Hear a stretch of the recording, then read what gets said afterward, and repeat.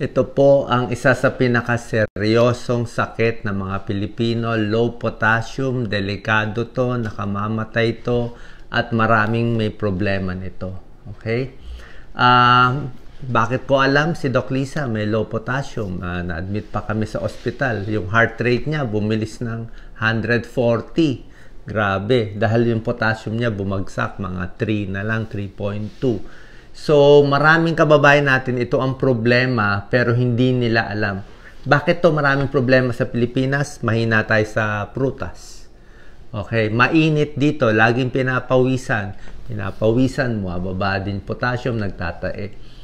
By symptoms, may mga clues kung mababa na yung potassium mo, yung pagod na pagod, nagka-cramps, pwedeng low potassium. Ito, irregular heartbeat, sobrang bilis o nagloloko yung tibok ng puso. Kasi potassium kailangan sa normal na tibok ng puso. Muscle kasi yan eh. Pakita natin ha. Si Doc Lisa, uminom siya nitong potassium supplement, potassium chloride, 1 tablet a day. Ang problema ganito, nililinaw ko, umpisa pa lang bawal kayo uminom nito. Bawal. Pwede lang kayo uminom kung magpapatingin sa cardiologist, sa doktor. Hindi basta-basta iniinom ang potassium supplement. Sa tamang tao, nakakabuhay. Potassium chloride to, iba to yung pampatas. Sa tamang tao, nakakabuhay.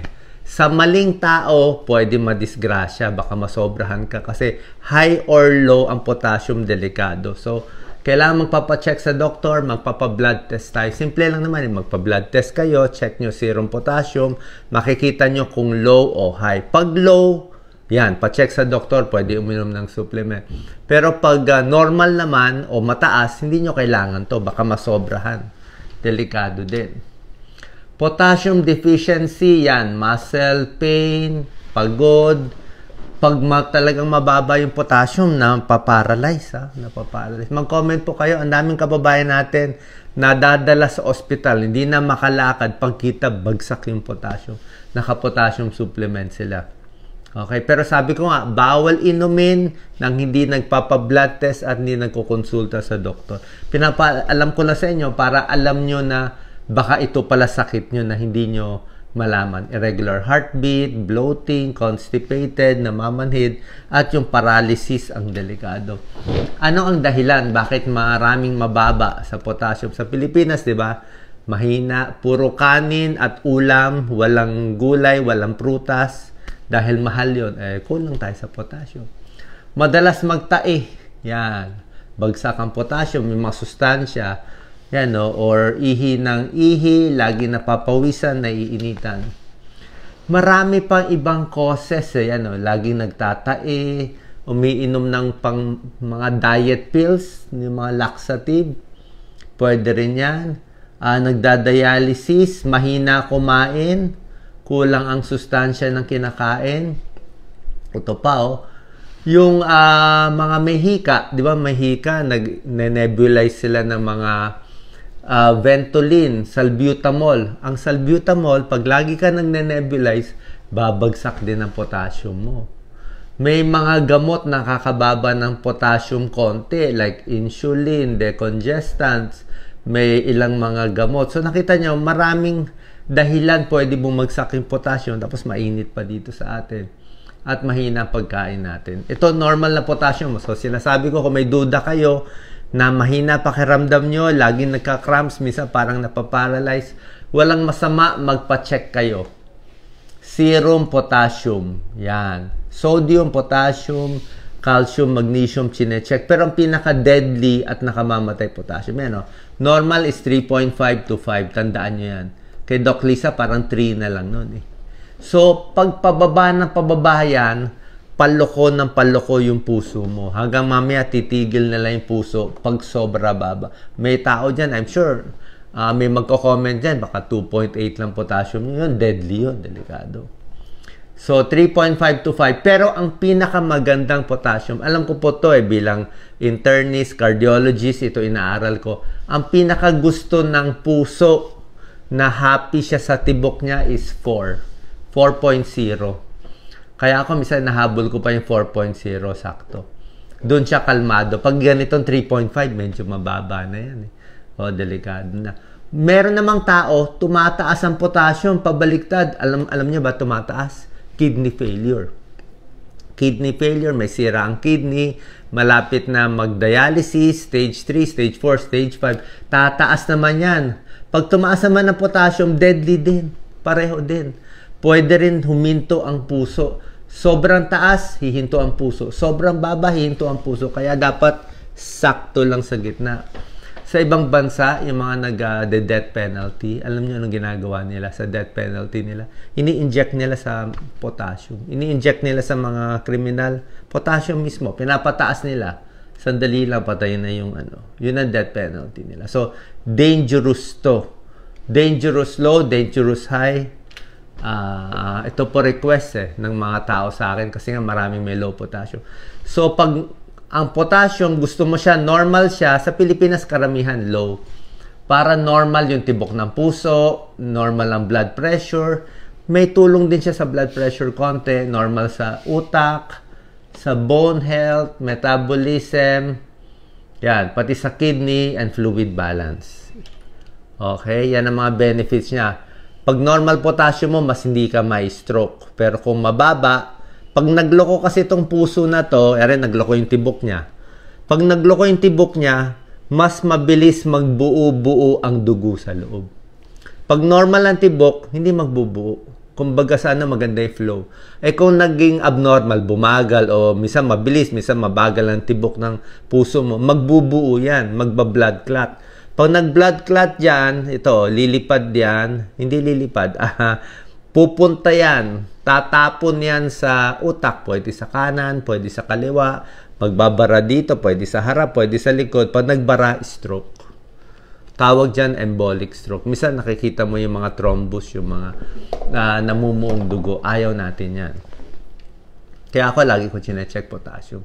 Huling potassium po tayo, 3.8, a little low. Basta pag nagtatay, kaya nga pa nagtatay ang isang tao, agad-agad saging ako ng saging. Di ba? Pag nagtatay, saging mo na ORS, oral rehydration salts, oral rehydration solution. Iinom agad ako. Pag nagtatay ako 3 times, iinom agad ako 3, 4. Kasi yung mga nabibiling sachet na yon, yung mga Hydrite, Pedialyte, may potassium yun eh. May salt, may sugar, and potassium. Kasi pag bumagsak nga, takot tayo. Yan o. Ito mga pagkain mataas sa potassium, patatas. Okay?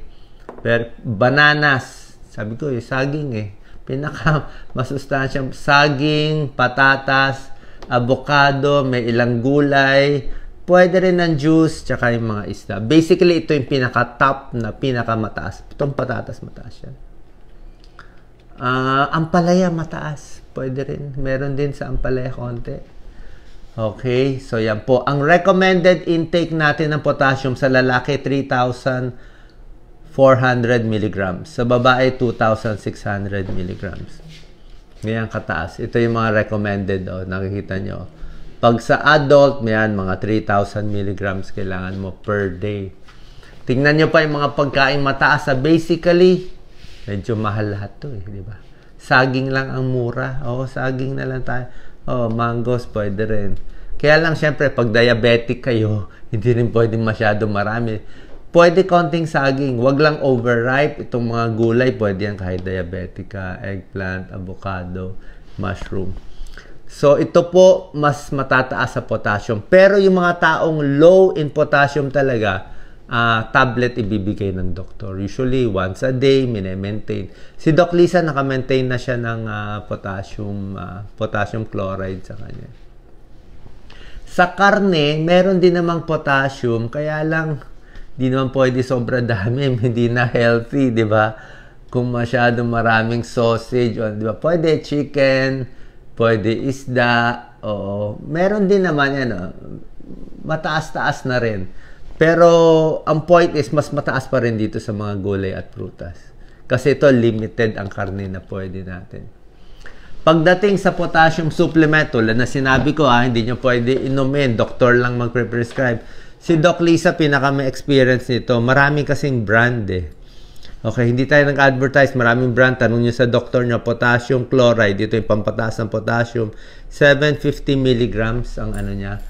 And meron siyang brand na naiinom dati na ang sakit-sakit ng tiyan niya. Ikaw na lang kaya magsabi, Lisa. No? Nasusuka, sobra sakit. Meron ding brand na hindi mahapdi. Kaya dapat after meals para hindi tayo ma-ulcer dito. Okay? So, pag in short, kung duda nyo, baka mababa potassium nyo, simple lang. Sa next blood exam, hindi ito madalas nire-request sa blood exam. Kadalasan, CBC lang, fasting blood sugar, creatinine, yun lang chinecheck nyo, cholesterol. Pero isama nyo na ang potassium. Okay? Huwag nyo kakalimutan. Sinabi ni Doc Willie, parang awa nyo na. Sama nyo na yung potassium. Kung gusto nyo, kompletuhin nyo. Sodium, potassium, calcium, magnesium. Pero at least potassium, isama mo. Mamaya low, mamaya high. Pag nakita low, damihan mo na yung mga kinakain. Kung mababa talaga sa 3.5, let's say 3.2 lang, pa-check tayo. Pwede sa nephrologist, pwede sa cardiologist. Pag hindi nakuha sa pagkain, ito sabi ng isang nephrologist, si Dr. Montemayor, napakagaling. Sabi niya, nephrologist siya Senior na siya, dami na niyang experience, di ba? Si Doktora. Sabi ni Doktora, sa experience siya, pag low na ang potassium, let's say 3 na lang, mababa na. Kahit daw pakainin niya ng maraming saging, patatas, kahit gaano daw karami, ayaw daw tumaas yung potassium. Hindi niya ma-explain. For some reason, ayaw na tumaas kahit kumain ng maraming ganito. Tumataas lang pag binibigyan niya nitong purong potassium chloride na 750 milligrams. So yun ang point ko. Kung mababa, wala tayong choice. Pa-check tayo sa nephrologist or sa cardiologist. Si Doc Lisa naka-maintain once a day. Kailangan niya yan habang buhay. Pag chinecheck ang potassium niya, sakto lang Kahit naka-maintain siya, sakto lang. So, tandaan niyo po bukod sa blood pressure, binabantayan ng BP, sakto lang dapat, 120/80. Blood sugar, sakto lang dapat. Itong potassium sa Pilipinas, dapat sakto lang ang level. Paano daw malalaman kung mababa na ang potassium? Sinabi ko na pa ulit-ulit, diba? Papat blood test tayo. Simple lang. Blood test tayo, isulat serum potassium. Ganun lang. Malalaman na agad. Binigay ko na yung level. Ha? Ayan Dapat 3.5. Mag-comment kayo, ako bahala. Ayan Sintomas daw. Sintomas na, ito nga ang sintomas. Basically, pagod, paparalyze, manhid, laging nagka-cramps, at abnormal yung tibok. Kung may history ka ng stroke, ng heart problem, kailangan mo rin i-check. So, basic yan pero hindi ginagawa ng kababayan natin. I think dahil mainit, marami napapawisan dito, marami nag-LBM dito, kaya mababa potassium. I'm not sure kung yung lahing Pilipino mas mababa, pero marami magko-comment na mababa. Kulang yung kinakain kasi. Kulang talaga kinakain natin. Yun ang problema. Hindi natin kaya. Kulang sa ulam. Kulang sa ganitong. Kulang tayo sa ganito. Kasi ang recommended nito is 2 cups 2 cups ng gulay, assort. Sa babae itong payat 2 cups in a day. Tapos sa prutas, 2 cups. Sa babaeng payat lang yan. Sa lalaki, 3 cups ng gulay, 3 cups ng prutas in a day na hindi natin magawa-gawa kasi nga mahal. Pero yan ang kailangan natin para normal ang potassium. Salamat po.